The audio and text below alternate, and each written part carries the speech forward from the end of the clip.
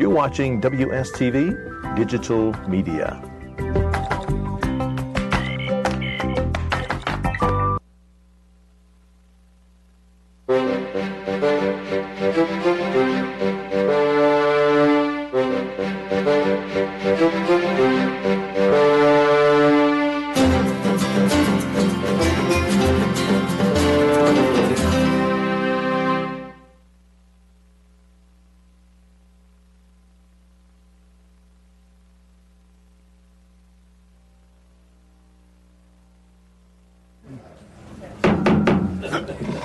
Good afternoon. Welcome to the July 12, 2018 meeting of the City County Planning Board. Would you please stand and join us in the Pledge of Allegiance? Pledge allegiance to the flag of the United States of America and to the republic for which it stands, one nation, under God, indivisible, with liberty and justice for all. Thank you.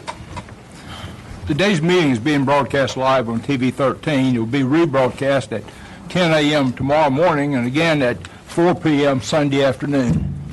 Our first order of business today is the consent agenda. These are items for which the petitioner has requested withdrawal or continuance, or items which staff has recommended approval. No one has signed up to speak in opposition. For public hearings today, each side will have a total of 12 minutes. There is no rebuttal period. Once the public hearing is closed and the board goes into work session, no one's permitted to speak unless a planning board member asks a question. For general use district zoning, the board must consider the full range of uses allowed in the zoning district. Therefore, the petitioner may not refer to a specific use. For special use zoning, however, it must be very specific how the site will be developed and the uses for the property. Items under Section B of our agenda require final approval by either the City Council or County Commissioners. As such, votes taken here today will go to those bodies for their consideration. If you're addressing the board today, before you begin your remarks, please give us your name, address, and zip code for the record. Before we get into the agenda, Paul, I think you have a couple recognitions you'd like to make. I do. Thank you, Mr. Chairman. I wanted to recognize a couple of our staff people that have gotten some citywide recognition there. So I'm going to do that one at a time. But Donna Beck, if you could stand up and let everybody see you. But Donna Beck is our permit office supervisor in the inspections department. And there is a city program called Employee Excellence Awards that happens once a year. And the city gets an outside panel of people to evaluate nominations that are made of outstanding city employees, and she was nominated by the people she supervised as outstanding supervisor in the city, and she actually won that award for the whole city, and she was recognized I think it was about 3 weeks ago at a luncheon for city employees. And so we're very proud of Donna for all of her excellent work that she does in inspections with that.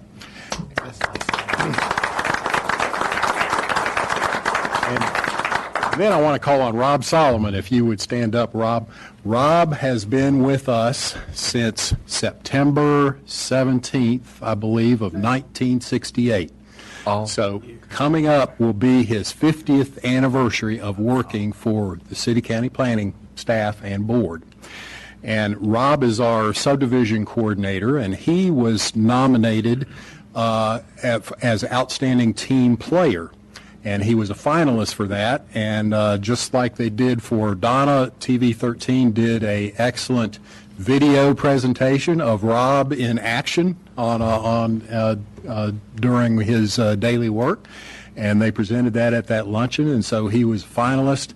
And Rob won the City Employee of the Year award back in 1986, I believe. So Rob is, I refer to Rob as the oracle of the planning department because he is as close to a human computer as there is. He remembers everything. In fact, just a couple hours ago, he was helping me find some historical information about something. So we are very proud of Rob and for Donna as well.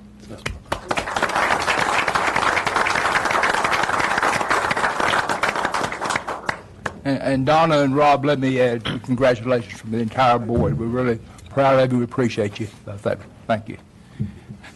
First order of business is the approval of the minutes of the June 14 and June 28 meetings. Are there any additions or corrections to those minutes? Not. Is there a motion? Move approval. Second. Motion, Mr. Lamb, second, Mr. Leak. Any discussion? Those in favor? Any opposed? That's unanimous. Thank you. Okay, now call on Mr. King for our consent agenda. Right. First item is item B1. It's zoning docket W3368, and this was a request to rezone about 3/4 of an acre from RS9 to GBS. This is on Sedge Garden Road. You may remember this has been continued for the past 2 months, and the request before you today is for withdrawal. They got their request in by the deadline, so this is automatically withdrawn. No vote is needed. The reason is they were having some trouble working out access issues with NCDOT. So provided those issues are resolved, this may come back to you at some point in the future, but for now it is withdrawn. Okay. Next item is B3, zoning docket W3373, and this is a request to rezone 3.7 acres from RS9 to institutional and public limited use zoning. And you can see the site there in yellow. It contains an existing church. It's on the south side of Peace Haven Road. To get you a little further oriented, if you head north from here, you're going towards Robin Hood Road, which would be just out of this image to the top right here. As you look at the zoning pattern in the area, it's predominantly RS9. That's reflective of the single-family neighborhoods in the area. You do have another church further north, zoned IP. And then again, as you head towards Robin Hood Road, that's the back of the shopping center, zoned highway business. So this board has seen several of these IPL requests over the past year or so. As you know, IP zoning allows electronic message board signs, whereas RS9 zoning does not. As staff has reviewed this, the area plan does recommend institutional zoning for this property, so staff feels the request is consistent with the area plan recommendation. And I do need to add a condition that we got today. I want to add to this, and I'll read it into the record. Under other requirements, it would read the subject property should be limited to one electronic message board sign. Said electronic message board sign shall only be permitted along the Peace Haven Road street frontage. So if you go back, you'll notice this site has several public road frontages that go around and extend deeper into the neighborhood. Staff didn't feel it was appropriate to perhaps allow a sign on each one of those frontages. So we talked to the petitioner. They are agreeable with the condition, and with that, staff would recommend approval. Thank you. No one has signed up. Is anyone here opposed to this recommendation? You're opposed to it? Yes. Then we'll come back, and we'll take it off consent, and we'll come back later. Okay. Okay, next item, B4, zoning docket W3374, and this is a request to rezone 2.8 acres from general industrial to general business limited use zoning. So you can see the site there in yellow. It's on the south side of Northwest Boulevard. Renolda Road is just to the west of it. This would be Haynes Park, Reynolds High School, and then to the north you have the Children's Home or Crossnor, Zone C in this area, and then the West End neighborhood back to the south. As you look more closely at the subject property, you'll notice the zoning in the area is GI. There's a little bit of PB south of Canal Drive. And then as you head further east, you'll notice 2 GBL zonings in this area. The northernmost one is the one where the porch is located, if you're familiar with that area. And then the one to the south is where the former Hoots roller mill is located. And then just a little bit further east of this is Chatham Mill, which was rezoned several years ago and redeveloped. All that to say, all 3 of those rezonings have really spurred some redevelopment of this area, and that's been a good thing for the city. As staff has reviewed this GBL request, we believe it's consistent with the previous requests that have been approved in this area. We also believe it's consistent with the area plan, which recommends commercial for this site. And we also believe that GB zoning is a more appropriate district as it allows flexibility in uses, setbacks, and parking. So with that, staff would recommend approval of this GBL request. Thank you. No one has signed up for this one. Is anyone here opposed to this recommendation? So no one, declared the public hearing closed. Move we recommend approval. Second. Motion by Mr. Lamb, second Mr. Higgs. Any discussion? Yeah, I had a question. It was about the Greenway easement. So the Greenway plan recommends a path along Peters Creek, and you're not recommending that they dedicate any? Yep. So when we reviewed this, that back section along Peters Creek is very constricted, And as you head further east, the train trestle over there is also an impediment to the Greenway. So what staff acknowledged is we're not going to ask for a Greenway easement along the subject property. Rather, the sidewalk along Northwest Boulevard in this area is sufficient to serve as that leg of the Greenway. So you're saying the Greenway could still be done? It wouldn't interfere with that? What I would say is, from the public sector standpoint, I don't think the public sector, the city, is going to go in and develop a Greenway along the creek banks of Peters Creek in that area. If the private sector wants to develop that, which you may have seen in the area plan, there are some illustrative concepts, that's certainly fine. But from the city's standpoint, we believe that the sidewalk along Northwest Boulevard is adequate to serve in that area. All right, thank you. Any other comments? Have a motion for approval. Those in favor? Any opposed? That's unanimous. Thank you. Next item is B5, zoning docket F1579, and this is a site plan amendment request for general industrial special use zone property. And this is located on the west side of Temple School Road, north of High Point Road. And this may look familiar to the board as we saw this same property last year. At that time, what you had reviewed was a site plan amendment request on the property that's shown in yellow that's before you today. And also at that time, the city-owned property, which is just to the west and borders Gray Tuck Drive over here, was in for rezoning from LIS to GIS. And you may remember there was some concern from neighbors and from staff at that time about the impacts to the neighbors. What I want to make clear on this slide is what is before you today is only the property that fronts on Temple School Road. The property that borders Gray Tuck Drive that was up for consideration last year, there are no changes proposed to that parcel. What was negotiated between the neighbors and ultimately approved by City Council will stay intact. There are no changes as a result of this request. So this is the site plan that's been submitted, and the subject property is outlined in red. It's oriented a little different, so Temple School Road is to the bottom of the image. High Point Road would be over here on the left, and then Gray Tuck Drive would be to the north, and then the city-owned parcel is shown kind of hatched out here just for reference purposes only. The reason we're here for a site plan amendment today is the previous site plan showed approximately 32,000 square foot building, and what's before you today is a little over 100,000 square foot, so that was more than what staff could approve at our level, so hence we're here for the site plan amendment. Staff believes this is a reasonable request. The access is staying in the same place, stormwater is staying in the same place, existing conditions are being carried forward, so hopefully this will stimulate some reuse of this property. And with that, staff would recommend approval. Anyone here opposed to this recommendation? Seeing none, declare the public hearing closed. We recommend approval. Second. Motion, Mr. Lamb, second, Mr. Groves. Any discussion? Those in favor? Any opposed? That's unanimous. Thank you. Next item is B6. It's zoning docket W3375, and this is a request to rezone 2.3 acres from limited business special use zoning to limited business limited use zoning. You can see the subject property there in yellow. It's on the south side of Renolda Road. As you look a little further, you've got Yadkinville Road to the north, the shopping center there. And then as you come back down Renolda Road, you've got the intersection of Valley Road there to the south. This little pocket of commercial zoning along Renolda Road, we've seen quite a bit of zoning cases on this stretch over the years. The West Suburban Area Plan does recommend office or low-intensity commercial zoning for this stretch. And so staff believes the limited business zoning district is consistent with that. When you look through the proposed uses, the uses that are being requested with this are consistent with the list that's shown in the area plan. There are some additional conditions that are attached to this request. I'm not going to go through every single condition. However, one of note is that the use funeral home, if developed on this site, shall not have a crematorium, and that was volunteered by the applicant. I do want to add another condition that was just mentioned to me while we were signing in. The applicant has, I believe, to help out with the neighbors, has volunteered to delete the use food or drug store. So that's coming from the applicant, and that would be included with this request.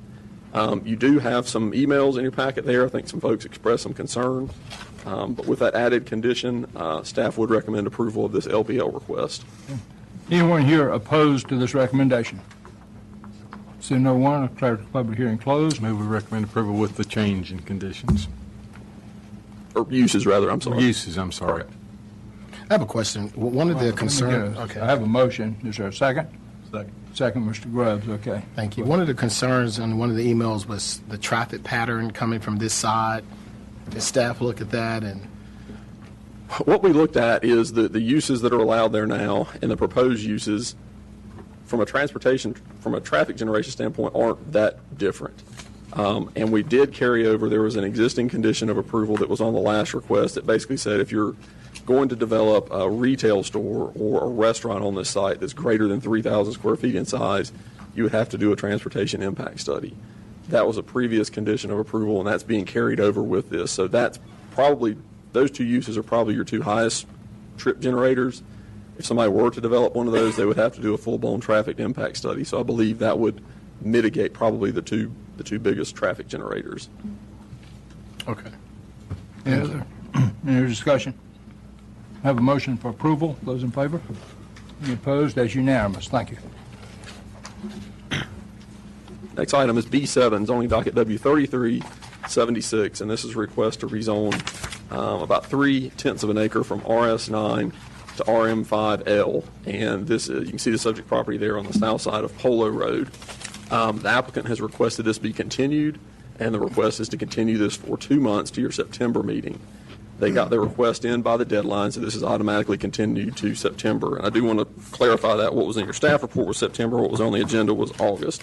This is a 2-month continuance to the September meeting for clarification. Next item is B8, and this is zoning docket W3169. This is a final development plan request for a car wash in highway business, special use, 2-phase zoned property. And you can see the subject property there shown in yellow. It's on the north side of Country Club Road. Meadowlark Road comes in just to the west of this site. This image does not show the building footprints that accurately reflect what is out there. If you've been in the area, you know there's a Sheetz that's been recently constructed on the corner.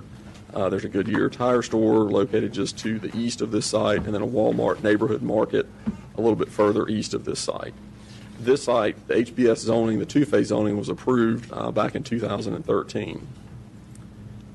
This is the site plan that's been submitted with the request. And before we walk through the site plan, I just want to clarify for the board, this is a final development plan request, so we're not here to debate zoning. We're not here to debate land uses. That was established by City Council in 2013. What we're here to look at today is the site plan and whether or not it complies with UDO and the original conditions. So to orient you, Country Club Road would be to the bottom of this image. Meadowlark would be over to the left, just off the picture here. Beechum Lane is a private street that has been constructed that runs north-south along the western edge of this site. And then Beechum Road runs along the northern edge of the site. Beechum Road is where access would come to the site, so cars would come in through this area, head south, go around this small bulb here, and then there's a 3,500 square foot car wash that the cars would go through. And once you come out, you would come to a point, if you wanted to leave and go home, you could turn left and leave. Or if you wanted to vacuum your car, you could turn right, pull into one of the spaces, vacuum, and dry down your car, and then leave.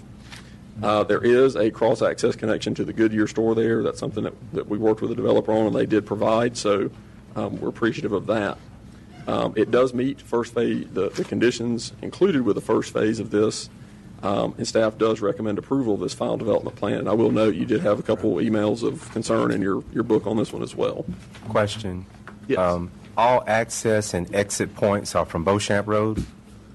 Yep. It would be up here along this northern property line. There would be no access along Beechum Lane here, and there would be no access along Country Club Road. Mm-hmm. Okay. And then again, there is a connection to Goodyear, so there would be that would allow for access between the two sites. Okay. This is a public hearing, though, right? Yes. No one has signed up, so is anyone here opposed to this recommendation? Seeing none, this motion, pleasure of the board.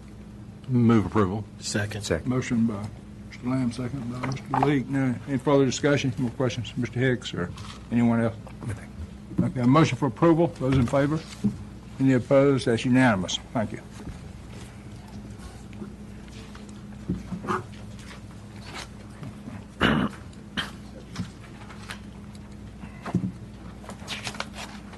What are you talking about?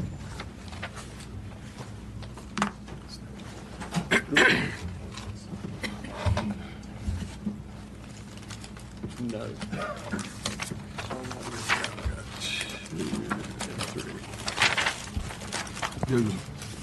All right, Mr. Chairman, members of the board, This case, W3372, was continued from your June meeting, and so I'll just go through this this case here. And let's see, we've got let me cue a different show up here. All right.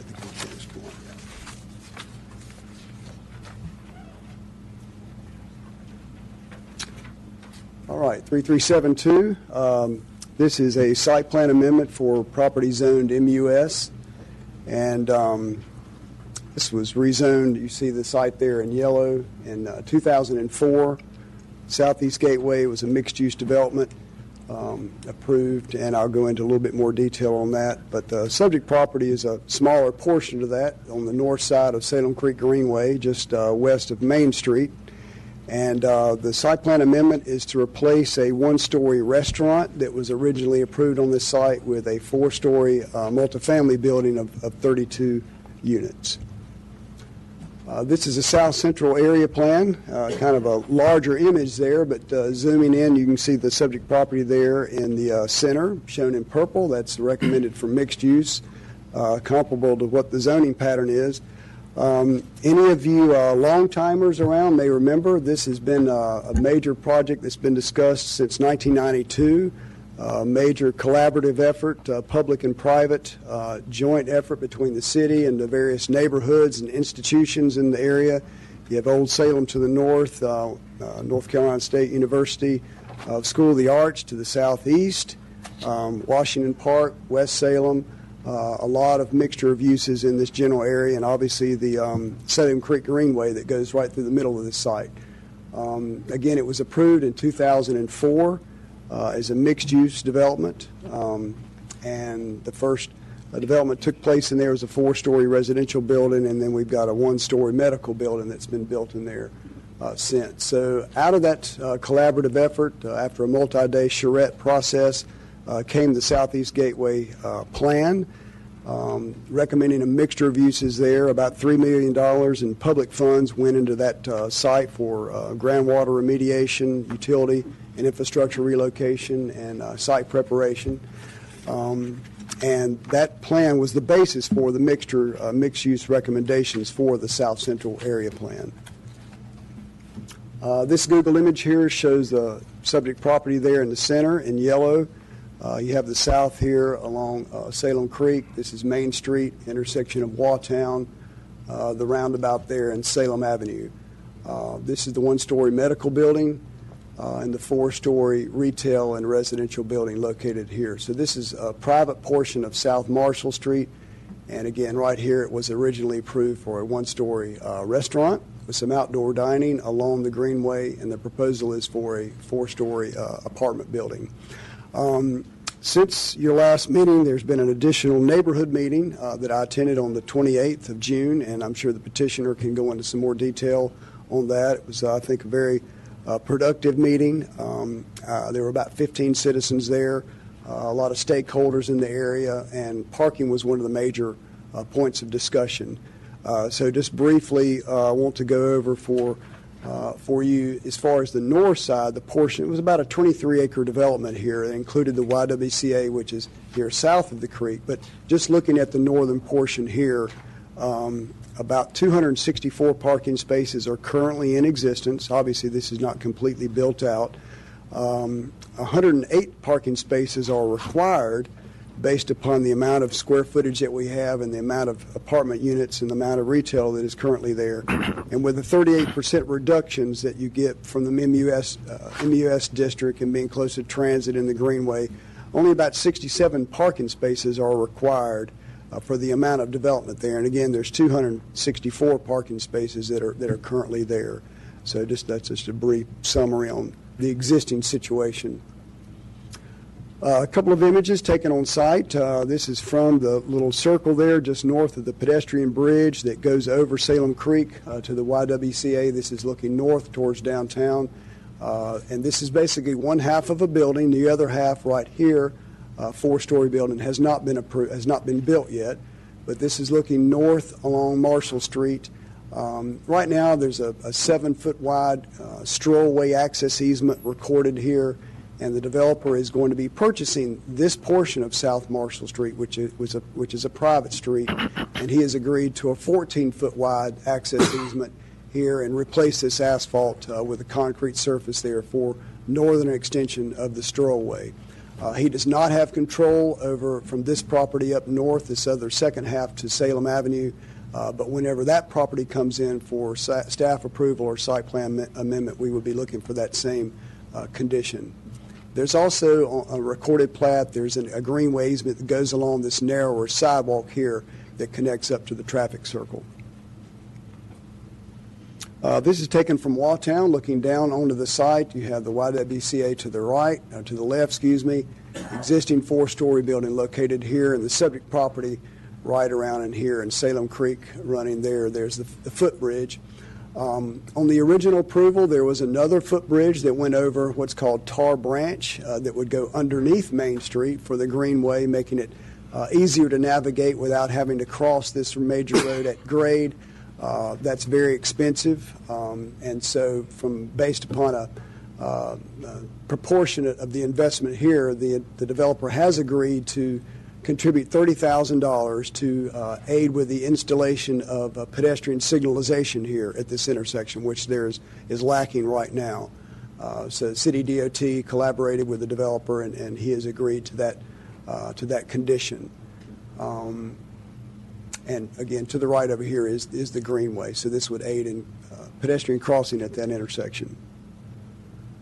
Just a couple of images on the Greenway width in this area. This is the bridge going towards the YWCA. The site is to the left. The bridge is 10 feet wide. The actual strollway is 12 feet wide. This is looking from Academy south. Main Street there is to the left. You have Old Salem to the left. And again, they have agreed to a 14-foot wide access easement right along the frontage of the building here. The light brown is the proposed multifamily building. Again, from a parking standpoint, it's really comparable. Approved as a 5,800 square foot restaurant without any of the reductions that you would get in the MUS district.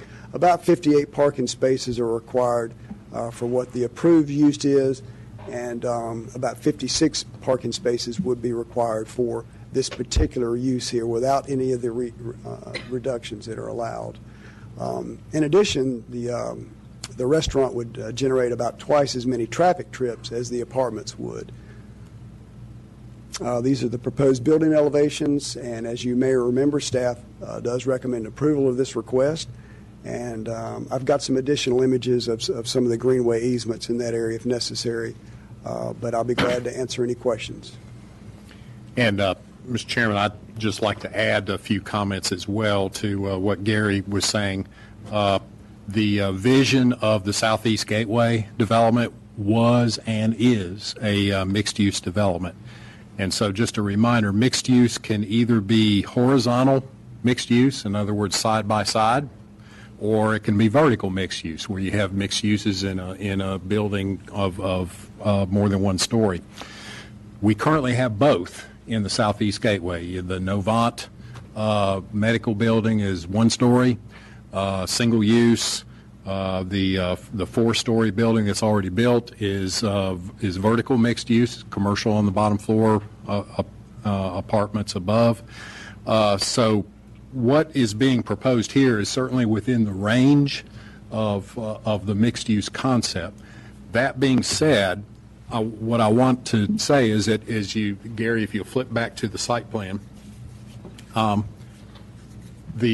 this plan that was approved beginning back in 2004 does contemplate some vertical mixed-use buildings there. The building immediately to the north, it's adjoined to the building that was already built, and then the buildings on the west side of the private side of Marshall Street, those were multiple-story buildings with commercial uses on the bottom floor. That would still be our expectation for that because of the activity that mixed use presents itself, but we don't see anything wrong with this particular building replacing a single-use commercial building that was there with a single-use multifamily building. We would be concerned if the whole thing started turning into a multifamily housing complex, which would be a different vision than what was originally contemplated there. So Gary's already gone through the parking concerns, would also talked about the two different ways that the Strawway can be accessed from the Molly Light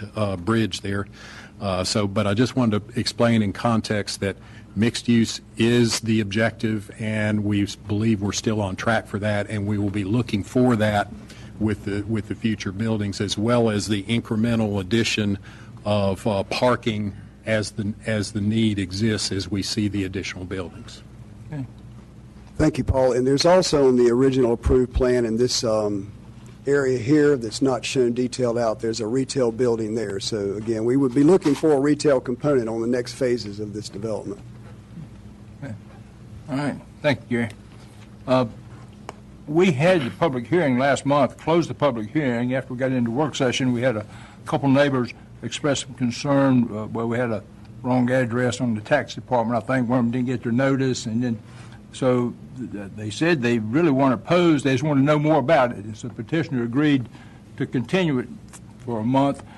I don't think we need a full public hearing, but I would say, 5 minutes for each side? Does that sound appropriate? So maybe let the petitioner, if there's anything we'd like to add to Gary's presentation about the meeting, and then we'll go to the opposition. So, Mr. Causey.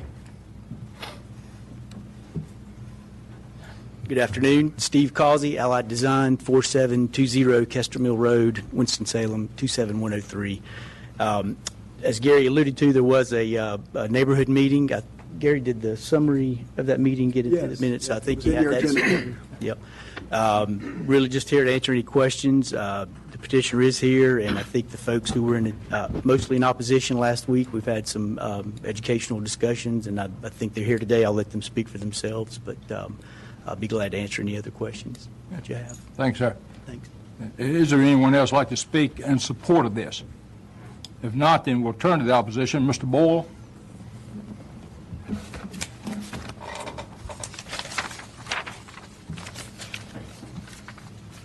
Yeah, thank y'all for letting us come back and just greet this. When I signed up, I looked for something in the middle, and I didn't have a choice to oppose it or anyway. Thank you for allowing us to pause. It has been tremendously educational. Excuse me, sir, but once more, please give us the address for the records. Hal Boyle at 176 YWCA Way. Kelly Roberts at 408 Salem Avenue.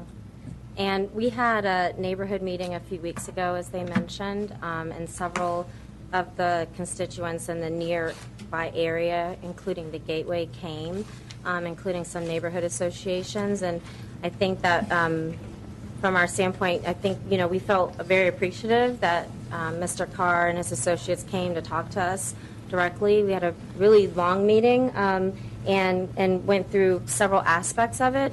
The parking did come up, and I think that's something that while it's something we probably need to just make sure we're all on the same page with and are all willing to work through, I don't think it's something that would hinder the project from our aspect, at least the owners of 408 Salem Avenue. And so we're excited about the development, and we're appreciative that they've taken the time to come and talk to us. It was a very important piece of this. But again, the parking is something that I think we'll all need to work through, but big picture, it's definitely a worthwhile project. Yeah, again, thank you for allowing us for that education, including Councilman Larson. We're heavily invested in the Gateway, so it kind of came as a bit of a slap. It wasn't a matter of notices not being returned, it was not being on the list. This, in fact, has been a planning board project for quite a while. It's actually called the Gateway Village, and I would argue that the petitioner and others have not had the documents that's attached to our deeds, which includes the fact that, and again, I'm pro-Gateway, I want to be real clear, pro-Greenway, real clear about that, pro-Strawway, and also pro-community. So I love what the Gateway stands for, and I'm excited to get some traction. I've invested just cashed in a whole whole retirement thing on a piece of it. So yeah, if you're not included in the conversation, it's very frustrating. But now that we've had some conversation, and I just learned now, yes, we hadn't heard that before, a 14-foot strollway. We offer opportunities to visitors to visit our city and enjoy taking them on Segway tours and e-bike tours and that sort of thing. And this is an area that we use quite regularly. So coming over the, I'll also learn Molly Light Bridge. It's going to have some lights on it.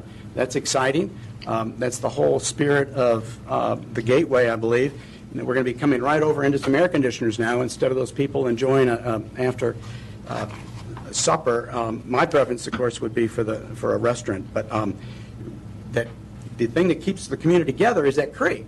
But I've heard from some of the folks in that meeting that no, you're the south side, you're north side. I don't like being on the wrong side of the tracks, I guess.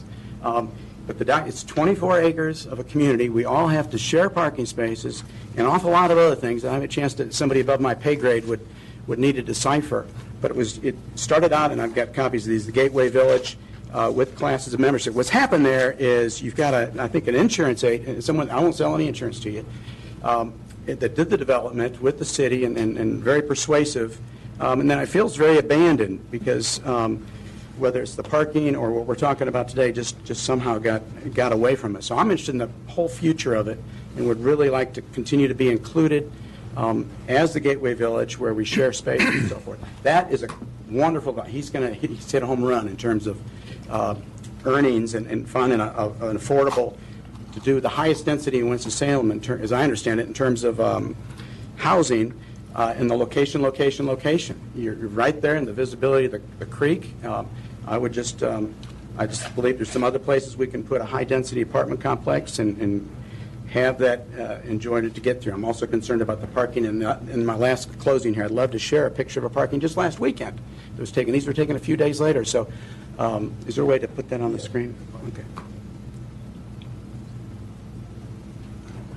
Yeah, there we go. This was, I believe, Saturday.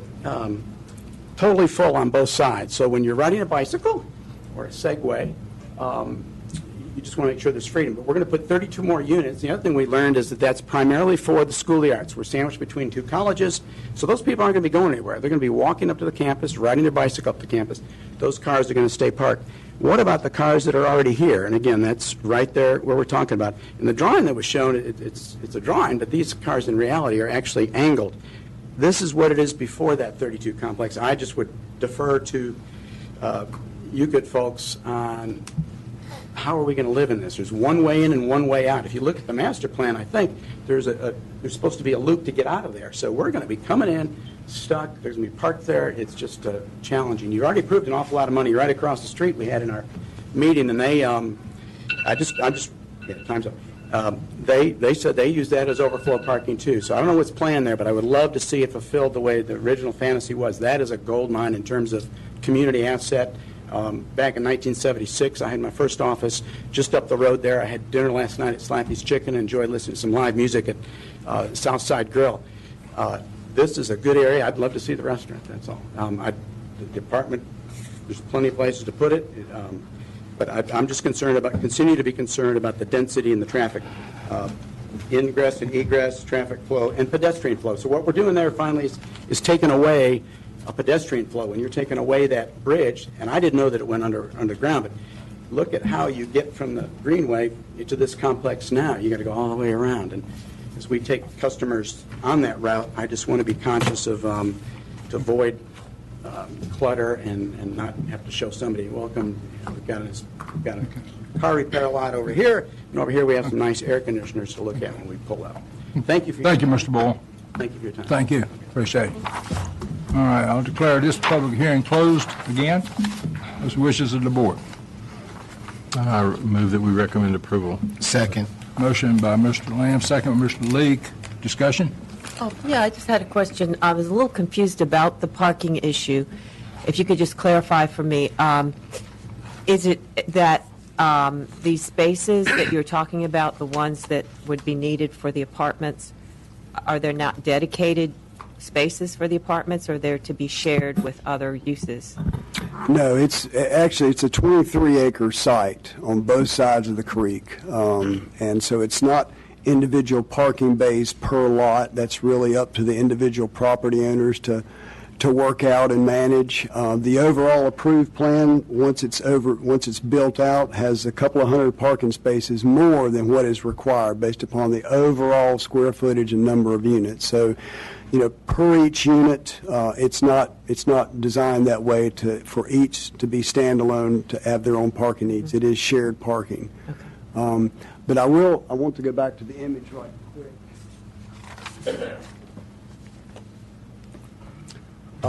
The property owner, the developer, is actually purchasing this area around here. So the building is going on this one tax parcel here, but he's actually purchasing these angled spaces here, these angled spaces here, and the parking that's located in here. So I did want to mention that property, if I'm not mistaken, is going to be purchased by the developer. And if I could add a couple points here too, the idea of a mixed-use development is that it is shared parking. It would defeat the purpose of a mixed-use development to have 10 parking spaces over here that are allocated only for that use and another 10 over here only for that use and all that. The idea is shared parking. Different uses have different peak hours of use. So an apartment generally is going to have more use of its parking at night, and it's going to have, and commercial is going to have more parking used during the day. So the idea of mixed use, again, is shared parking, knowing that the peak demands are different for different uses. The other thing I want to point out is to make mixed use work, which that's the whole objective of this.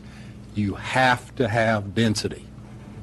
Okay, so you've got to have the market there for the commercial, and the market is driven by the residential that's there. And it's a balance. You don't want to have all residential, but you want to have significant residential because that helps provide the buying power that brings people. Obviously, right now, we've got people from outside of the community who are coming in and using this as a convenient parking area to get to the Greenway or to other, or maybe it's easier for them to go here and then to the Y across the bridge than to go drive around to get there.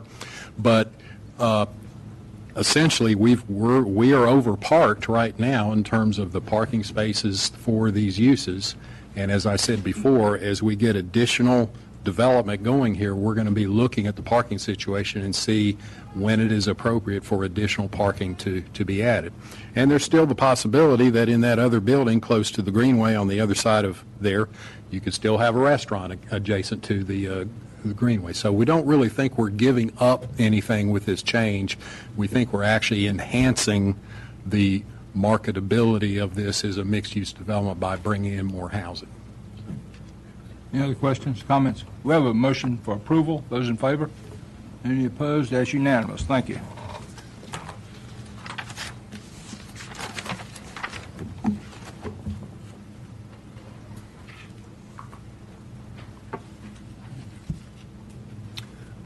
All right, Mr. Chairman, members of the board.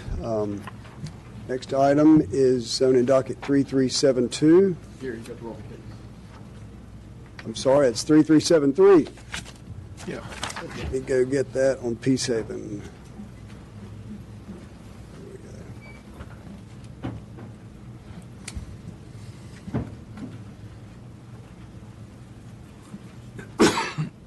All right. 3373, and the petitioner is Congregation of United Brethren Messiah Church. It's 3.77 acres located on the eastern corner of North Peace Haven Road and Chester Road. And it's a special use limited rezoning from RS9 to institutional public special use limited. Legacy's growth management plan, it's located within the yellow growth management area 3 suburban neighborhoods. And this is a zoning map that Mr. King showed earlier. Subject property there highlighted in yellow, located within the Sherwood Forest neighborhood. You have Robin Hood Road in the commercial area located further to the north. But this property in the surrounding area is zoned single-family residential. However, this is a neighborhood scale church, and that's typically a suitable district for either RS9 or the IP district for this use. aerial photograph showing the development pattern there. And it's located within the recently adopted West Suburban Area Plan, which does recommend institutional land use for the site comparable to its current use. And a couple of images taken on site. This is looking north on Peacehaven Road. The church is to the right. Currently in the RS9 district, you have monument-style signs, 6 foot tall and 36 square feet in area maximum allowed for freestanding signage for churches. The IP district would allow for an 8 foot tall sign and 50 square feet. This is looking south on Peacehaven. They're at the intersection of Chester. The site is to the left. This is right across Chester Road from the site. And back within the neighborhood a little bit there, the subject property is on the left. Looking into the subject property, this was a former parsonage, now an office building associated with the church. So the site, as I mentioned, is currently developed with a neighborhood scale church, which is an appropriate use for the institutional and public district.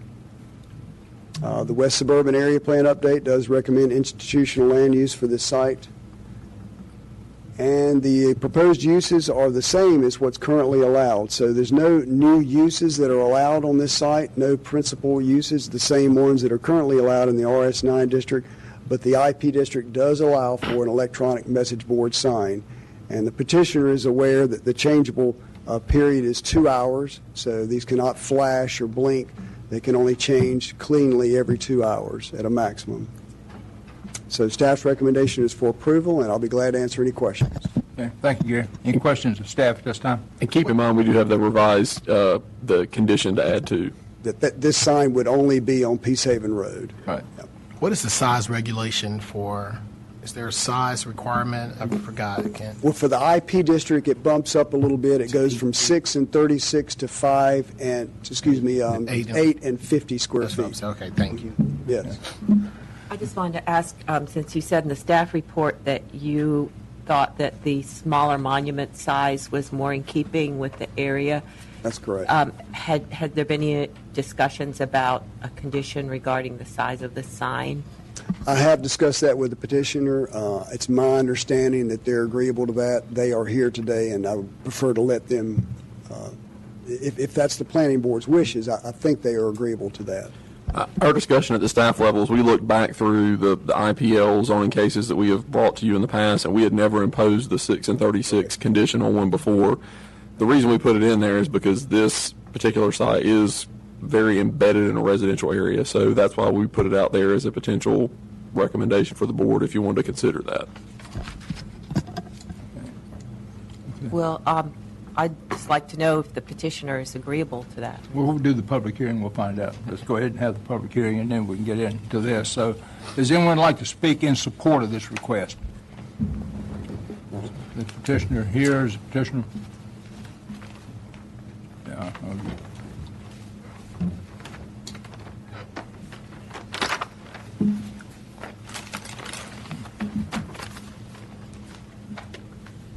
Good afternoon. My name is Ed Scott, 130 Country Park Lane, Winston-Salem. I'm a member of Messiah Moravian Church, have been for quite a number of years. We are in agreement with the planning staff for the limitation to the smaller size square footage and a smaller height. That is in keeping with the sign that is currently there. The sign that is there today has been there for quite some time, and when it was constructed, it was in keeping with the zoning as it was at that time. It is a fluorescent lit sign, lit on both sides, simply going to be replaced with a LED display, a digital display type sign. We are in agreement with the 2-hour limitation on the changing of the message on the signboard, and we don't anticipate any additional illumination from the sign. We have the assurance from the sign supplier that we have control of that and can alter that to satisfy any concerns that we might have or neighbors might have in that regard. So we're here in support of that, in agreement with the planning staff for the changes that have been discussed. Thank you, sir. Any questions? Right. Anyone else like to speak in support of this? You want to turn to the opposition? Anyone like to speak in opposition? Okay.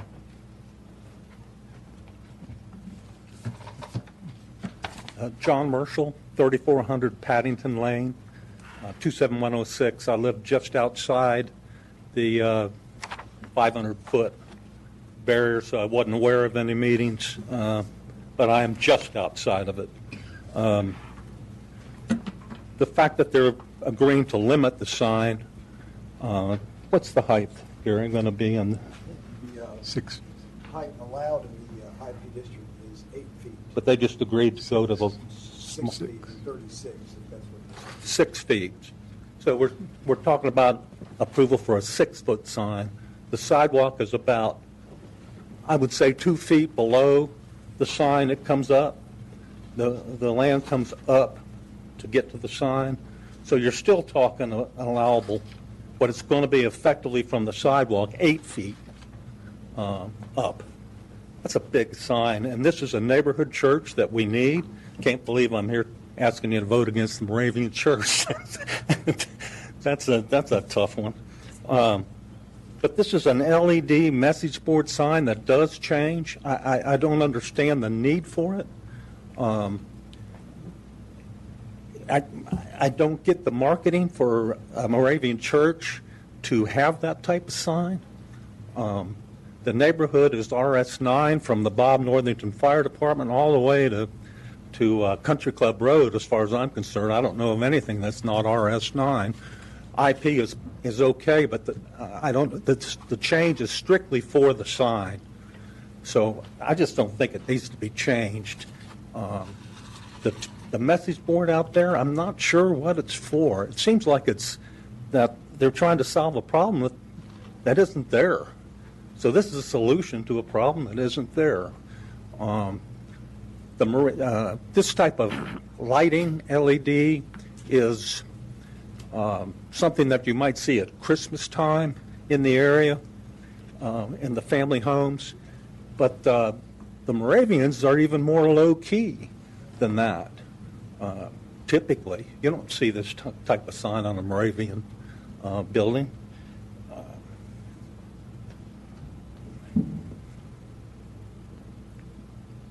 I just question whether this type of sign, I don't know where it would belong, but it certainly wouldn't belong in a residential neighborhood. Thank you. Thank you, sir. Anyone else like to speak in opposition? Seeing no one, declare the public hearing closed. I move we recommend approval. Second. Motion by Mr. Lamb, second Mr. Leak. Any discussion? Those in favor? Any opposed? That's unanimous. Thank you. And just for clarification, that does include the 6 and 36. With condition of 6-foot maximum height. And limiting it to the one sign along Peacehaven. Yes. What is the road frontage on that, where that's going to go? What is that lot length, that frontage? The width? On Peacehaven, a couple hundred feet, I think, isn't it? Yeah, Peacehaven is 278 feet Okay. of frontage.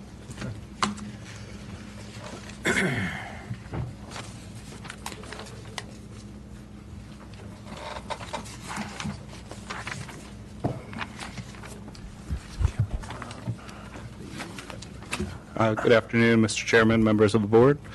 Next up, we have UDO 286, which is a lighting ordinance to change standards for outdoor lighting.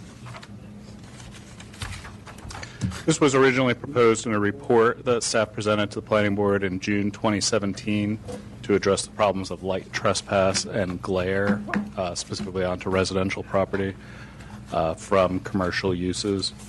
Light pollution is often discussed when new development's proposed, especially when it's close to residential uses. And although there is a lighting provision in the UDO, it does not specify acceptable lighting levels or fixture types. This line up here is the current lighting ordinance. There are also lighting standards in the MRB S and E zoning districts. And the purpose of the proposed ordinance is to standardize lighting standards for new development, control light trespass onto residential zoning and the public right-of-way, reduce glare, and address lighting problems from recreation uses. This only applies to new development, does not apply to single-family residential, townhouse, duplex, or twin home development. It's not for repairs or maintenance of existing lighting, and it does not address street lights. To address light trespass, a lighting plan would be required, and a light reading of 1/2 foot candle or less at the residential property line and the public right-of-way would need to be demonstrated in that lighting plan. This illustration shows light trespass onto a residential property from a parking lot light. And a lighting plan would need to demonstrate that at the property line the light would be a 1/2 foot candle, which is a standard measurement in lighting ordinances. A foot candle is the amount of light that one candle produces at a distance of 1 foot. 1/2 foot candle is pretty dim, and it's agreed that it's good standard for residential lighting. Glare occurs when you have this direct sight line to a lighting source, and the ordinance helps to limit glare by requiring full cutoff lighting fixtures for parking lots, and it also limits pole height to 30 feet in parking lots with room for a 2-foot base to mount those poles. The ordinance also includes standards for recreation uses. You can see in this photo a football stadium with, on the right, you have what's a standard lighting array for a football stadium, and on the left is glare-controlled lighting. So this ordinance for new recreation uses would require that glare control package, an 80-foot maximum height for new fixtures, and then a maximum of 7,500 candela at 150 feet from the playing field. This is a measure of glare and light, and this is a standard measurement for lighting fixtures that we came up with talking to different lighting installers. There would also be a grandfathering of existing athletic facilities with conventional lighting. They would not need to follow the ordinance as long as they kept their conventional lighting, but if they did go to LED lighting, which is significantly brighter, they would have to use this glare control package. And at your seats, I gave you the ordinance. We've made a couple adjustments since these went in your packet, and it would also grandfather light poles that are. It wouldn't actually grandfather them. It would give a chance for facilities with poles over 80 feet, of which there are very many around the city, especially with Wake Forest University, and it would allow them to demonstrate that if they change their lighting and used those existing poles over 80 feet, that it would not cause a significant effect on surrounding property. We had a great deal of citizen feedback. We had 2 public meetings in May, heard from 20 people there. We also distributed online surveys, got 166 responses. We've sent out updates on the ordinance to the neighborhood liaisons and different community groups.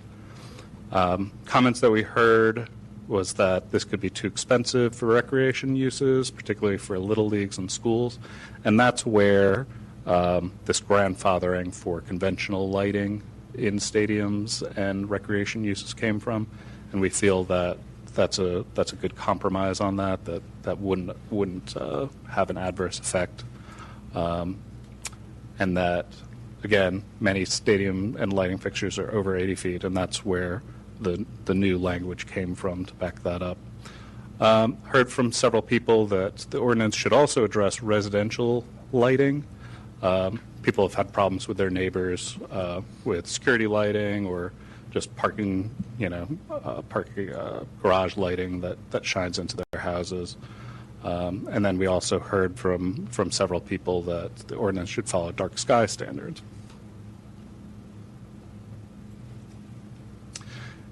In summary, the proposed lighting standards would benefit the community, protect neighborhood character, and improve aesthetics. It's very much in line with peer cities' lighting ordinances. and it would provide site and building design flexibility at a similar cost to current standards and reduce the need to use lighting conditions as part of special use zoning cases. Happy to answer any questions. Any questions of Kelly at this time? Okay. All right, thank you. It is a public hearing. Signed up as a proponent, Ms. Ivester. Yes, ma'am.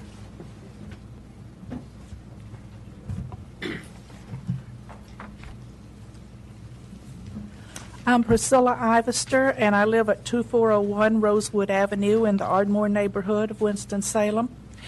I do want to thank the Planning Board for coming forward with this ordinance and addressing something that has been on a lot of people's minds for a long time.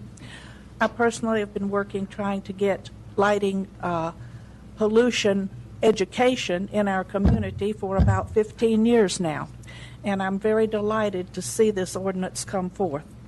I do have a question that staff might be able to clarify on one of these issues. Under applicability, first of all, it indicates what this does apply to.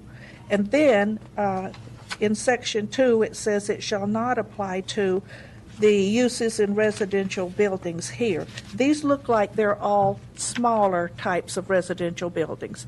I would like to know how this wording would apply to larger apartment complexes and condominiums and that sort of thing. I'd like some clarification on that. But all in all, I think this is a wonderful start for our community for this ordinance.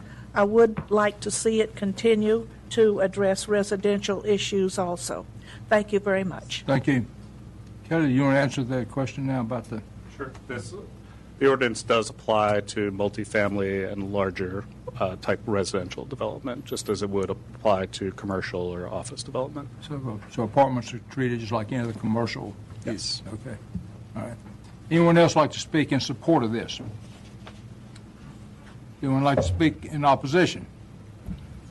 I'll declare the public hearing closed. We recommend approval. Motion by Mr. Lamb, second by Mr. Hicks. Any discussion? Yeah, I just wanted to say one thing about this. I'm trying to digest this new change that was just brought forward because it was something I hadn't had a chance to think about, and that's the exception for the lighting poles over 80 feet. And I guess my one concern about that is how is it, my question really is, how is it that the folks who live nearby would have a chance to know about or weigh in on this question of whether or not there's an adverse impact if they want to get an exception for the height? And how are you going to define significant adverse effect too?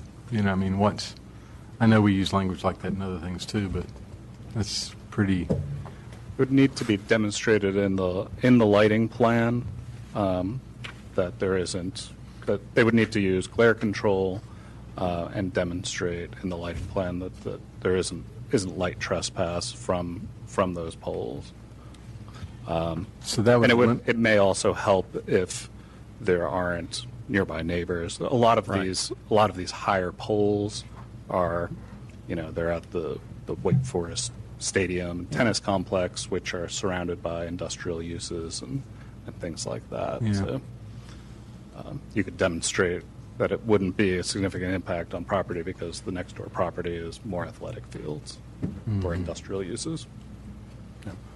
Okay, so they would have to give some kind of showing with numbers or some kind of analysis that would demonstrate that. And I think the particular sensitivity is if there's nearby residential, then you'd be looking at that candela measure. Correct. X feet away to kind of see that the glare is not going to negatively affect the residential that's nearby. All right, thanks. Any other comments, questions? We have a motion for approval. Those in favor? Any opposed? That's unanimous. Thank you.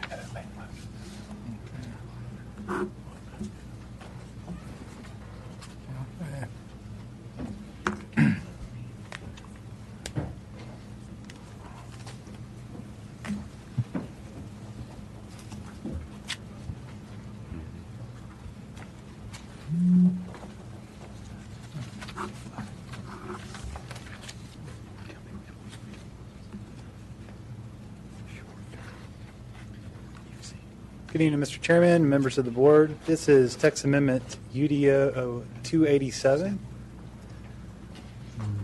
Petitioner is Triangle Residential Options for Substance Abusers, otherwise known as TROSA. And the petitioner is requesting the addition of a new use to the UDO titled Group Care Facility C, Therapeutic Community.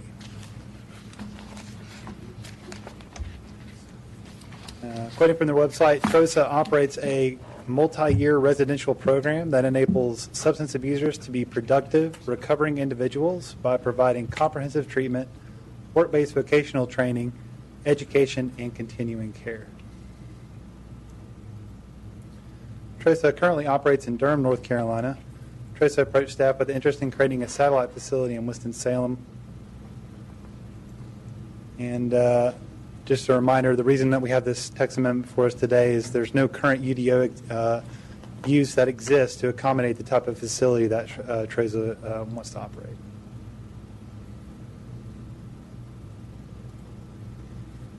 Per the petitioning representatives, TROSA has engaged with the Winston-Salem elected officials as well as community stakeholders, including the Neighborhood Alliance, the New South Community Coalition, and the Ardmore Neighborhood Association. TROSA has also met with the City of Greensboro Planning Department in their efforts to find an appropriate location in the triad. Excuse me.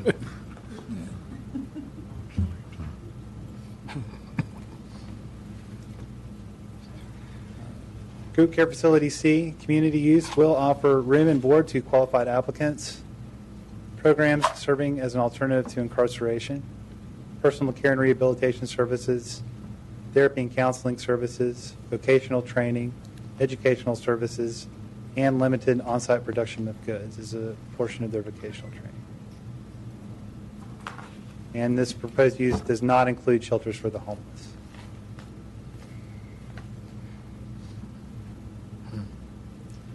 Currently, only 40 residents are allowed in either Group Care Facility A or B. The proposed Group Care Facility C use would allow for up to 250 residents. So again, the most similar use between Group Care A or Group Care B is Group Care Facility B. Group Care Facility B is only allowed in the GB district with the Planning Board review and allows for the on-site programs to serve as an alternative to incarceration. So we felt that that was the most similar use.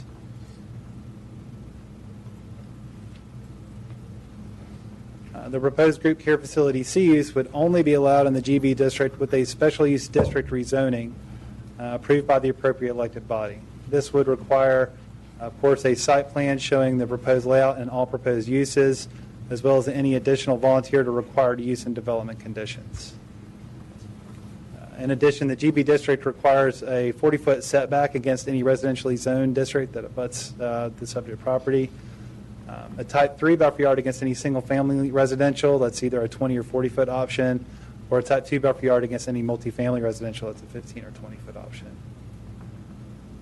And in our analysis, we did find that there are only 4 issued permits for Group Care Facility A, and currently there are 0 permits for Group Care Facility B in Forsyth County.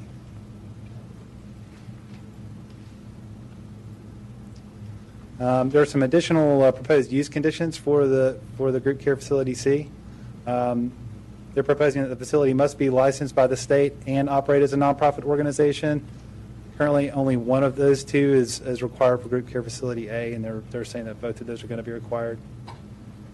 The facility must be located at least 2,500 feet away from any other Group Care facility, so that includes the proposed Group Care Facility C, Group Care A or B. No retail sales will be allowed on the facility or on site. No outside or inside display of goods or products. All materials and equipment are going to be required to be stored indoors.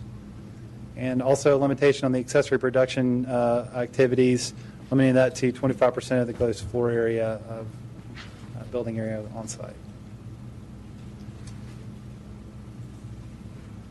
In our findings, we did find that the new use would allow for a comprehensive range of needed health and community services for addiction recovery candidates at a centralized location. The new use is in keeping with Legacy 2030 recommendation to improve the community's infrastructure and resources, to maximize opportunities for all residents, to make healthful choices and positively affect community equity. And limiting this use to the GB district as a special use district rezoning allows for the most flexibility for the planning board and elected body to respond to community input and site-specific issues. Therefore, staff's recommendation for UDO 287 is approval.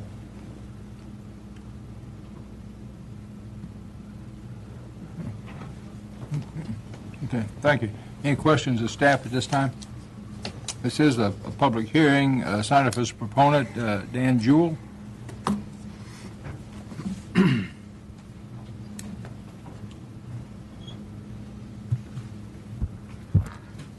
Good afternoon, Mr. Chair, members of the Planning Board.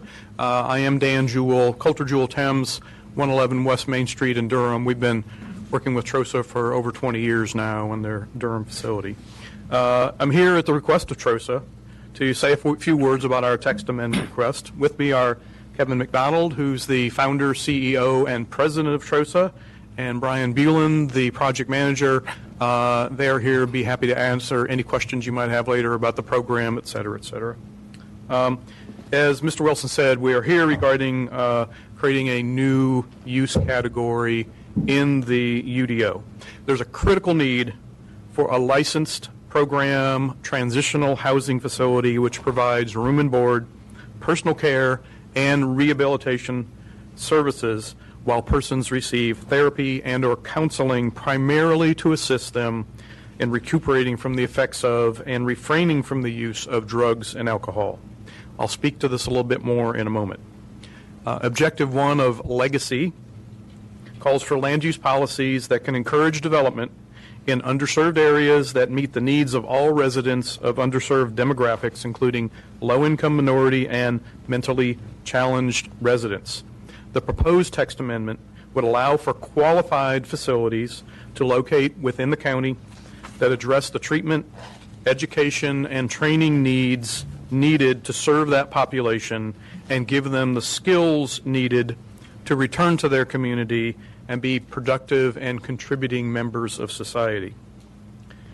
The current permitted use designations in the UDO do not allow for this type of facility, both from the scope and scale. Again, we are proposing this new category, use group facility C, that would allow these facilities to be located in the city and the county. But the definition written very tightly that would require a very well-regulated, proven, and properly licensed agency, such as TROSA, to operate such a facility. We want to set an extremely high bar, and TROSA is currently one of only a handful of such entities in the state of North Carolina that are allowed to operate such a facility. I would like to add a substantial percentage of TROSA's residents right now in Durham, over 100, are from the Triad area. In fact, 30 of them right now are from Forsyth County. So there is a need to bring those people back here locally and get them re-engaged in their community. We ask you to keep in perspective that this is just the first step in this journey. We are simply asking you to allow us to create a new category in the UDO that will allow this facility to hopefully be located somewhere in the county. We would still need to come back to you, the elected bodies, and more importantly, the neighborhoods when an appropriate site is located and we move forward with an application for rezoning. And as Mr. Wilson said, because this is a special use, we would have to bring a detailed site plan in with that zoning application, which would allow us to put whatever committed elements, whatever things we need to work out with the neighbors to accommodate them, et cetera, et cetera. So this is only allowing this facility to happen somewhere in the county. We'll be back in front of you again, we hope, if you make the recommendation of approval. TROSA has successfully served this need in the state of North Carolina for many years The graduates of their program have re-entered society with skills that allow them to be productive and contributing members of their communities. When the facilities was first proposed in Durham over 20 years ago, the neighborhood that they are in, the James Street neighborhood, had concerns. But we were able to work with the neighborhood and convince the city council to approve a special use permit for their campus. Since then, TROSA, its staff, and residents have become exemplary contributing members to that James Street neighborhood, including serving on the neighborhood association boards. And the neighbors' original concerns over potential crime have been allayed. Crime in that neighborhood has gone down by 50% since TROSA expanded their facility some 10 or 15 years ago. So I thank you for your time. We look forward to your deliberation. As we said, our team is available to answer any questions that you might have about this. Thank you. I have a question. Is the James Street part of the revitalized part of Durham? Is that? Or is it? The James Street neighborhood. They bought an old dairy, and they got the special use permit approved on it. They have continued to improve that. That neighborhood now. There are houses just 2 to 3 blocks north that are selling for $400,000 and $500,000. Yeah. And just out of curiosity, I have old ties to Durham. What section of Durham is TROSA located in? North, south, east, west? So this is near downtown. Actually, if you're familiar with downtown, it's just south. It's south of Brightleaf Square by maybe 3/4 of a mile. There's a little Rockwood neighborhood that's a restaurant power center, Nana's, Q Shack, things like that, Google Hoof. And those are all within walking distance of where TROSA's facility has. So the neighborhood has revitalized after they moved in. I had a question about the number 250 of residents and just wondering where you came up with that number and why that number is important. Because it's such a big jump from what we have. It is, ma'am. And I'm going to let either Brian or Kevin come up about that. But I know there's an economy of scale size for the type of program that they want. And by the way, you're all invited to come to Durham and see how they run that program. The first time I did it, it's pretty amazing. Good evening, everyone. Brian Buellin, 712 Lanham Place, Raleigh, North Carolina, 27615. To address the question of the number 250 residents, TROSA is a therapeutic community, and it sees itself as the community as part of the healing process and the transition process. And we in Durham right now, we have about 500 residents we serve on a daily basis, and that was one of the reasons we looked to come to Winston-Salem or the Triad, because it's really growing too big to remain an effective therapeutic community. So from a programmatic standpoint, from a therapeutic standpoint, that number traditionally is about 150 to 250 residents. And that's the ideal size of a satellite location, not to exceed that, but to remain within that 150 to 250 resident number. From an operational financial standpoint, there is a economies of scale that Dan referred to, that if the facility the size of 50 to 100 residents, the financial situation just doesn't make sense, and it would be operating at a significant loss on an annual basis, which would require us to, one, put the current facility at risk financially, but two, rely on government and other means of funding to stay operational. Mm-hmm. So somewhere around that 200 resident number is an ideal location, ideal size for us from a therapeutic standpoint, but also from a financial and logistical operational standpoint. If you've got 200, you have 200 beds in Durham, is that what you said? We have over 500 beds. 500 beds. Okay, so the 500 that you serve are all residential. It's not like a day student in a college where you come in for six hours and then leave or whatever else. Correct. It is all residential. Okay. What is the time limit for the program as far as how long do residents stay? Is it recurring? It is a 2-year program. Residents do have the option to stay on after that 2-year window if they would like to remain part of that program, either as we call them postgraduates, either to become a staff or they just need more time. Residents are not required to stay there. They can leave at any time, at any point of that program. So it is a 2-year window, though. We strongly believe it's proven that the longer you are in recovery, the more likely you are to be successful. Mm-hmm. Is it, I need to visit it, and I think it's worthwhile going to visit. It's not isolated. It's integrated into the community. It's not a big wall around it. It's not that kind of setting. We have several campuses and facilities actually located throughout Durham. Our main facility, there is a fence around it, but residents are they can leave as they will. There are some stringent rules for the program to help people maintain recovery and be accountable for their actions as they go through that 2-year window. Such as a curfew or such? Correct, absolutely. And residents, it's not your traditional, I think, residential facility where there are rules associated with, you can't just go out for the evening and without permission and just kind of go do as you please. It's very structured and very controlled, especially in that first 30 days, 6-month window, just to make sure everybody understands the rules. So you have shift staffers then that are around the clock to make sure they maintain and regulate that? We do. We have approximately 70 staff in Durham. Close to 70% of those staff are graduates of the program themselves, but they operate around the clock operations in all our facilities throughout Durham. Stay right there. Let me get through some formalities, and then we'll get right back into the work session. This will conclude the public hearing if I can. Sure. So, is there anyone else who'd like to speak in support of the application? Is anyone here opposed to it? Then I'll declare the public hearing closed, and now we can still go into work session and ask our questions. So, I had a question. I noticed it's 100 square feet per resident, I believe, so at least a 25,000 square foot footprint minimum.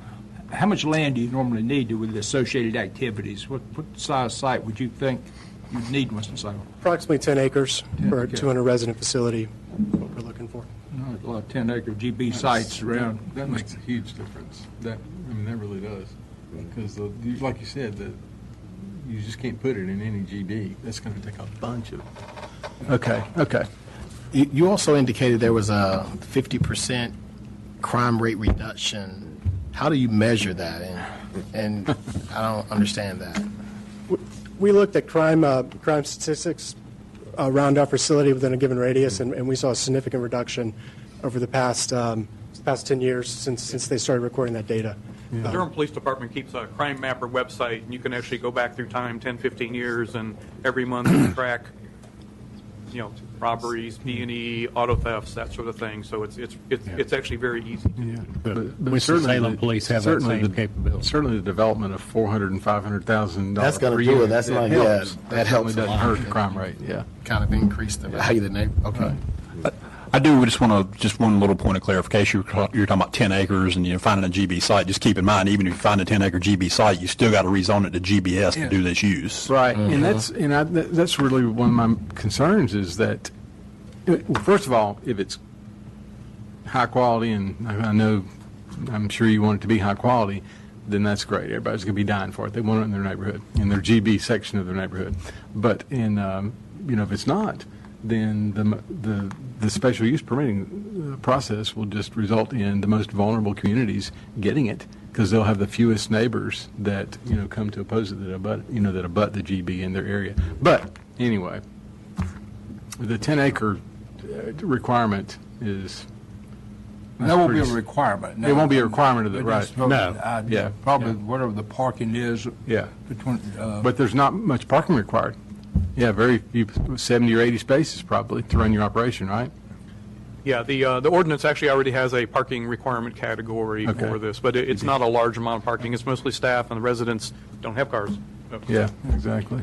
But do you have some on-site, though? I notice there's no retail, but is there any kind of activity on-site, agricultural? I mean, to keep the residents, give them something to do. We do operate vocational training, social enterprises out of Durham. One of those is a moving company, a lawn care company, and then we do have a separate. Those are all in separate facilities from our residential campus. And then we also have an old Walmart that's a thrift store that we also operate for the program. I think from a zoning standpoint, some of those would be co-located with that residential facility as well. Mm-hmm. So if what we're proposing here will allow up to 250. you don't have to do that. Would your plan to come to Winston, would you be looking for that size facility to begin with, or would you start with a couple 100-bed facilities? Do you know yet? But we don't, it's going to be, I think we're going to have challenges finding a site. Ideally, we'd start with a minimum of 100 and then grow up to that 200 number. Okay. That 200 is the ideal size from a community perspective, but also from, again, an operational standpoint. And as I recall, that's what TROSA did in Durham, started smaller and kind of worked up as things got refined. And Yeah, I don't think it'll come in here off the bat with 250 beds. Facility. Okay. Okay. Are there any other questions? Are you trying to do the same, do you have a parallel process in Guilford County working right now? We're looking at all of the triad at this point. That's what makes sense for us for expansion, is being down the road. And we have met with Planning Department in Greensboro and Guilford County as well. And it may be they have uses that accommodate it differently than the way our ordinance does. So they may have to go through and do a text amendment, or they may have something there that already fits their needs. It's a big deal to create a new use. Well, yes, but keep in mind, we're also in this kind of awkward situation where, Chris has had to deal with this. He has uses come, and he has to classify what's the closest use. So what they're doing for us is actually doing a favor, which is doing this text amendment that carves out this use and has regulations that go with it that don't put us in that dilemma of how to classify that. The other thing I want to mention is obviously this being proposed is only allowable in a GBS zone that is specifically requested for this. That provides the ultimate control for what you all would review and what the elected body would do, because it's a legislative process. It's not a special use permit with sworn testimony. It's a legislative process, and it gives maximum input possibilities for neighborhood, and it gives maximum flexibility in discussing and considering it with the planning board and the elected body. So. 25,000 square foot facility, let's round it up to 30. 30,000 square foot facility should get tons of deductions for parking requirements. It'll be nowhere close to 4 per thousand. So will it be one? I'm trying to figure out how small of a site they can locate this thing on in Winston-Salem. Can they get down to 1 per thousand or 1.5 per thousand parking spaces? Because they'll have bicycle racks, they're going to have sidewalks, they're going to have all the things that give them the reductions. Portable space. They'll be close to public transportation. 60. It's, essentially, if they were, let's say, 500 and they have 70 staff there, let's take that in half, and so they have 35 staff, and they have, on the largest shift, which all 35 aren't going to be working at the same time, let's say that their largest shift is 20, right, and 60 for their staff, so 80 spaces. Okay, so they need a 3/4 of an acre parking lot, and they need an acre further, so they can put it on an 1.5 to 1 3/4 site. Probably. They probably could, but again, you've also got the ancillary things that they would also do. They're training, not just the locations of where they're sleeping, but also training facilities. If they're going to look to do the moving company, if they're going to look to do the lawn care and that type of thing, where you store those materials and that kind of thing. So, again, it would probably be bigger than that, but it certainly wouldn't have to be 10 acres. But again, you'd probably be short-sighted to come in and pick the smallest site that you could because, future expansion, growth. Obviously, whenever they started in Durham 20-some years ago, who would have thought that they would have 500 residents and need to expand somewhere else? So, and again, they have other satellite locations around Durham. So. And GB does give you a 30% parking reduction if you choose to take it. Okay, 30%. All right. Okay. Anybody have any questions, further questions? We don't have a motion yet. I'll move that we recommend approval. Second. Motion by Mr. Lamb, second by Mr. Hicks. Any discussion? Those in favor? Opposed? That's unanimous. Gentlemen, thank you. Okay. All right. right, I guess we're to staff report. Yes. So as I mentioned in my email to you today, I inadvertently left off what we do every July at our first meeting, which is election of a chair and vice chair. So I would suggest that we do that now.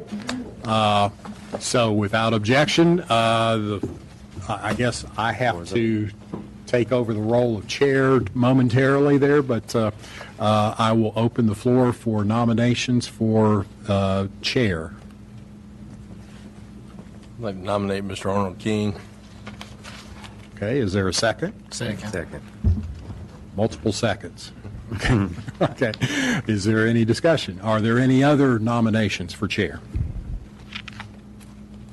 Okay. Is there a motion that the nominations be closed?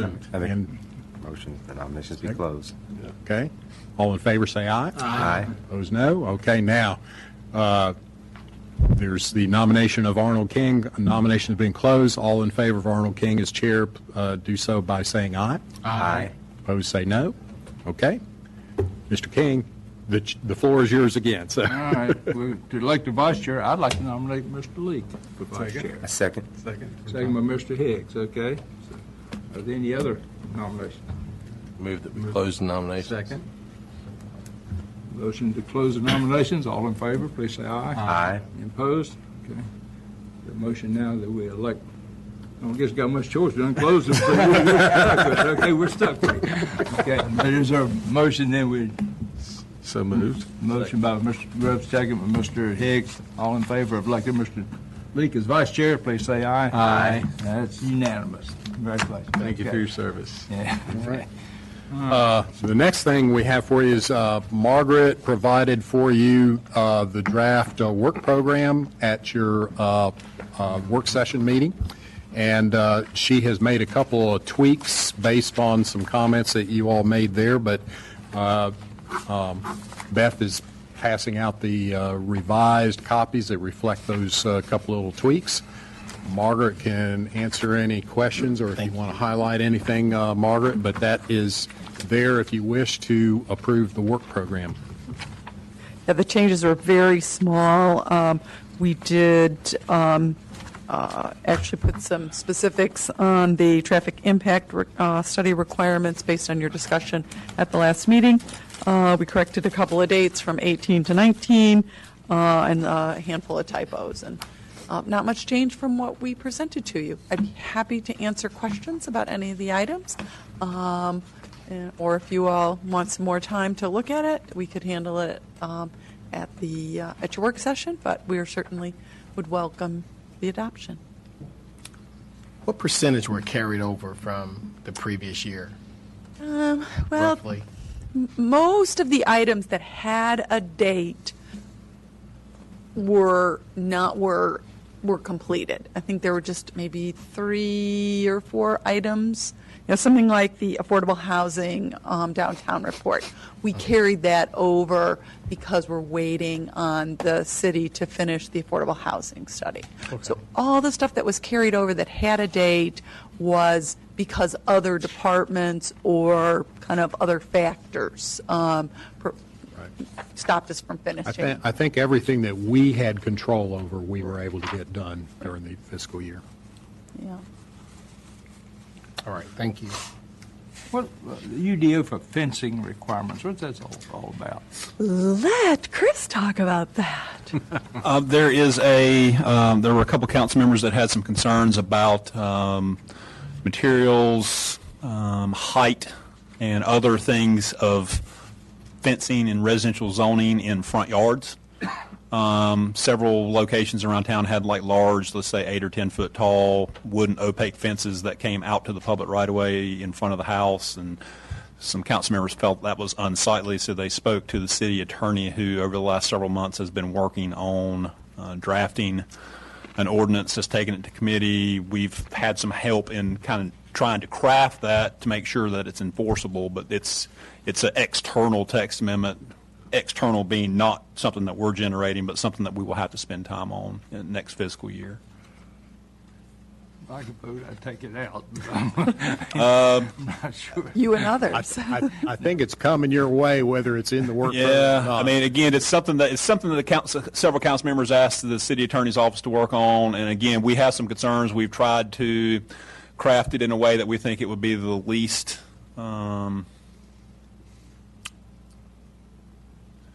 We've essentially tried to make it where it would be enforceable and manageable. You know, at one point they were talking about having every fence having to have a permit. I mean, that's obviously a huge workload on our permit office staff, so there were things that we kind of worked through to try to address some of those concerns. But like I said, it's my understanding, moving forward sometime this fall. Right. Beauty is in the eye of the beholder. I can see a lot of issues with fencing requirement. I mean, The city attorney's taking the lead on this.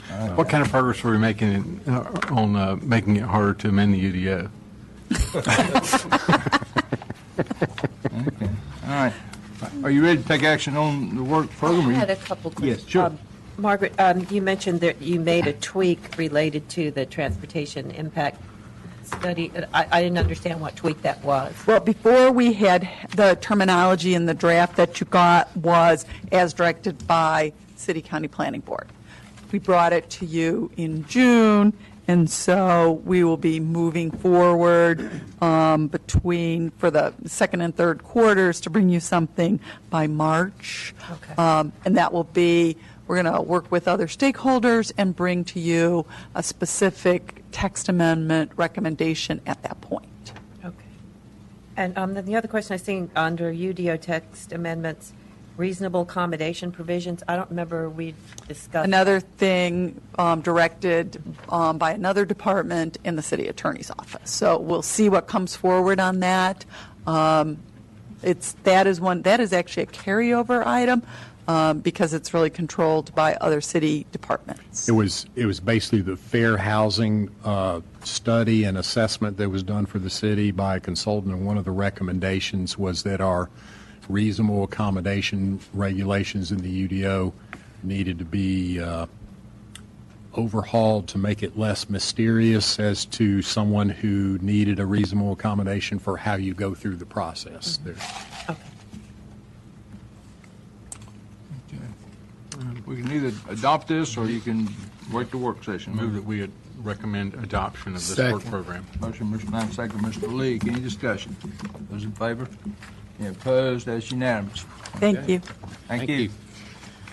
And then next thing I wanted to mention is we had our deadline for August cases this past Monday, and we have 7 rezonings coming to you at your August meeting. 2 of them are annexation related.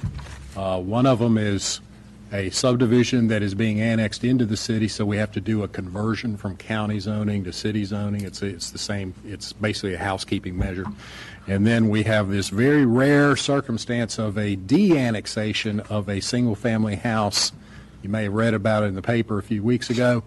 A de-annexation of a satellite house out of the city into county jurisdiction, so we have to do the opposite. We got to change it from city jurisdiction to county jurisdiction, but no basic zoning change. So those are the 2 annexation related, and then otherwise you have 5 rezonings there and 1 planning board review. So, and then last thing, if you don't mind me taking a little personal privilege here, because this is my last meeting with you, public hearing meeting with you as planning director, and although there's going to be other opportunities to do so over the next couple weeks, I just want to say to you publicly that it's been an honor and a privilege to serve as your city county planning director the last 19 years, and I firmly believe, and we are staying right here, we're not moving away, but our city and county is a very special place with so many different attributes and so much future potential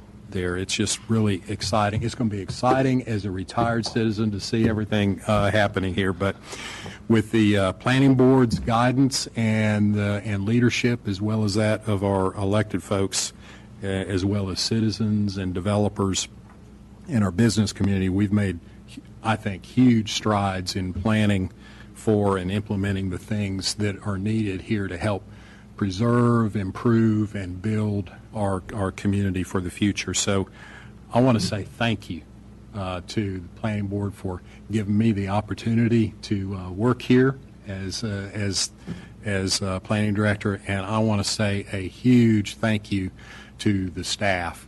You've got such a dedicated, talented, professional group of people who are actually doing the real work. I'm just kind of sitting there watching it, but it has just been a huge pleasure to work with everybody. But thank you very much for everything that you have provided for me.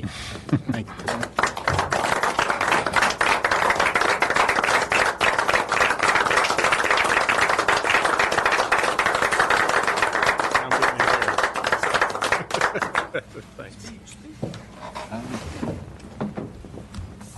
And all I can say is ditto back to you. I mean, it's been an honor and a privilege to have worked with you all these years as well, and so we're going to have more opportunities to say that again, too, but we do appreciate it, and